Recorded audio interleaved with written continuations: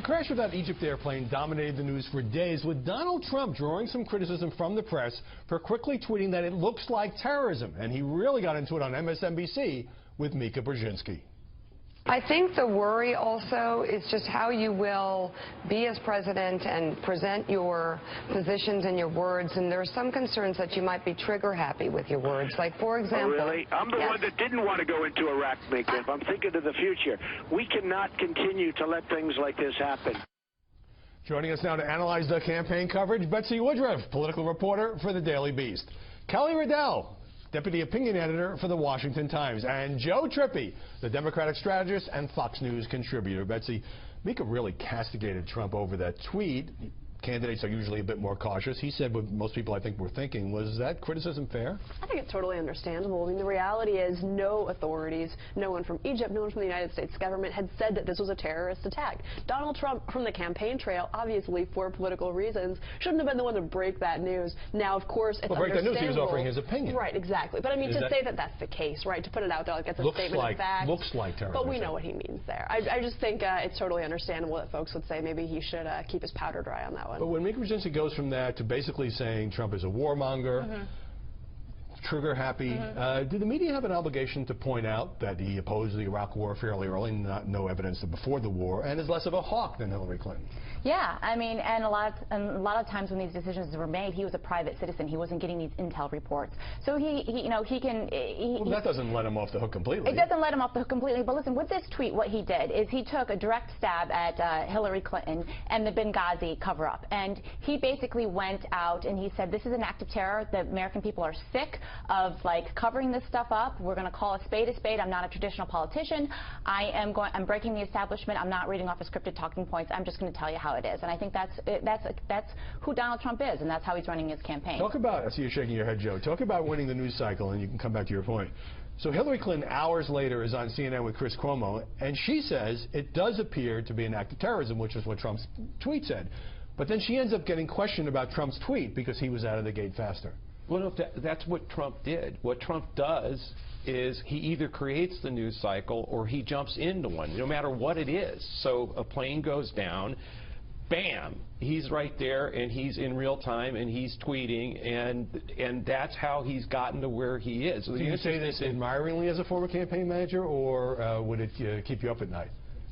No, as a campaign manager, that's scary because you don't know when your candidate's going to blow himself up, and it's totally possible. I mean, everybody keeps saying Trump never will, but I think that's one of the problems that a lot of the other candidates out there can't, and the Republicans probably not the best phrase in this context, but I know you didn't intend it that way.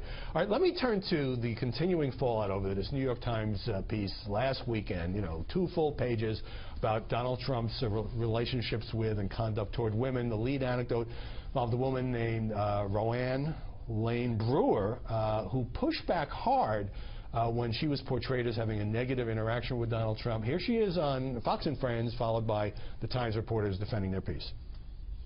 They told me several times, and my manager several times, that it would not be a hit piece, and that my story would come across the way that I was telling it, and honestly, and it absolutely was not. I believe Roanne has asked for an apology. I mean, what do you say? I think we really stand by our story. We believe we quoted her fairly and accurately, and that the story really speaks for itself. Is it damaging to the New York Times that the woman, this lead anecdote, who, by the way, went on to be Trump's girlfriend for several months, came out and basically said they got it all wrong? It's obviously not helpful. That said, of course, she didn't dispute that the words that they quoted her as saying. She didn't dispute that the anecdote happened. The only thing she said was that this was a positive interaction rather than a negative one. And the reality is New York Times readers can decide for themselves whether Trump's behavior that night was okay. There's a difference between behavior that's welcome and behavior that we necessarily find appealing from someone who years later will want to have the nuclear codes. What this was about, Kelly, is she first met Donald Trump at a pool party at Mar-a-Lago. He said, "Do you want to change into a swimsuit?" she did, and then he introduced her as a beautiful Trump girl or something. The Times said this was a debasing experience. She said she was proud. So is that putting your finger on the journalistic scale? I think this is a classic case of these reporters having an agenda and having a preconceived narrative that they wanted to be proven true. And so they went through all the sources and they put together a story that that was preconceived, that basically touted the narrative of Donald Trump as kind of a creepy guy, when this clearly has been proven baseless by Roanne, as well as by Carrie Prejean, Miss USA, who said that they didn't even bother to interview her. They just went through her book and took excerpts and kind of placed them in the story where they felt necessary. So it's not representative, and it clearly was a hit piece. Joe. Look, I think it clearly showed bias. I mean, even coming from my corner, like there was no reason to do the whole lead of this thing with somebody that they say was debased, and she says she was happy. I'm happy. And she went on. So I mean, I think that does damage. I mean, whether it was biased or not, it damages the credibility of the story, and they shouldn't have put it that way. What do you make with Trump pushing back hard against the New York Times, which is fine, lame, hit piece, and all that? But in the context of that interview with Sean Hannity that we showed at the top, he brings up Bill Clinton and an allegation by Juanita Broaddrick dating to 1978, was not made public until 20 years. She says he raped her. That's never been proven. What do you make of Trump going there and the way the media should treat that? Well, I mean, Trump's going to go there. There's nowhere he won't go. So the Clintons have to, prepare for that. It's going to be out, and the press has to cover it when he says stuff like that. If I can add, Hillary Clinton, in an interview during her campaign, said that women who make allegations that they're sexually abused or attacked deserve to be believed. She opened the door for Trump to bring this back, for reporters to bring this back, for the entire history of Bill Clinton's sexual shenanigans to be fair game. The press loves this stuff, but it is about her husband. Yeah, readers love this stuff too. But Andrea Mitchell on NBC basically said that Juanita Broaddrick's case has been disproven. Now that is not accurate. It has never been disproven, and NBC's reports it still stands to this day. So the media partially is responsible. They need to actually report the truth on this and not drop off the unsavory things about Bill Clinton. And then you have the bimbo eruptions that Hillary Clinton was a part of in terms of the when you say that, 90s. Bimbo eruptions was not her term. It was a term of Bill Clinton's former chief of staff. And I am waiting to see the evidence of Hillary Clinton's personal involvement. Carl Bernstein's book, his biography of Hillary Clinton, lays it out. You have George Stephanopoulos, who quit the White House because of these reasons, and he puts that out in his book as reasons. He didn't say he quit the White House because of that. Let me get you. It's still going to be like most, if not all, of this has been aired over and over and over and over again. I think what's going to be interesting is the more Donald Trump or the press goes on both of them in these areas, I don't think it's still going to be the economy. It's still going to be other things. And I think the press does get preoccupied with trying to follow. We have to plead guilty to this. There is a fascination with Trump and women, and Bill Clinton and women, and Hillary's role in her husband's philandering. All right, let me move on, because there was obviously a huge media buildup for the Fox Broadcast Network primetime special, the first one with Megyn Kelly. One of the guests was, of course, Donald Trump. Let's take a look at when they talked about whether the candidate had second thoughts about anything he's done in this campaign. So when you look back on the past 9 months from that first debate to now, any regrets? Absolutely, I have regrets. I don't think I want to discuss what the regrets are, but absolutely, I could have done certain things differently. I could have maybe used different language in a couple of instances. But overall, I have to be very happy with the outcome. Was the interview revealing?